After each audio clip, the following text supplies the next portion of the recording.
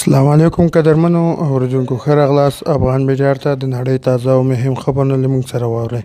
ګرانو قدرمنو اوریدونکو، په لومړي سر کې زموږ د یوټیوب چینل د سره سبسکرایب. د چهارشنبې په ورځ په خوست ولایت کې هم د عامو خلکو د افغانستان د ملي بیرغ په ملاتړ لاریون وکړ او یاد بیرغ یې د ښار مرکزي برخه کې هم پورته کړ.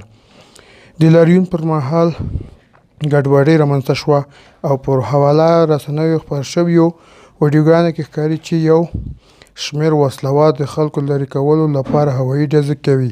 ضعیف سرچینو میډیا ته منلي چې د ډزو کې لږ تر لږه یو کس هم ټپي شوی دی. ګرانو قدرمنو اوریدونکو، زموږ د یوټیوب چینل د افغان میډیا څخه د نړۍ تازه او مهم خبرونه له موږ سره واورئ.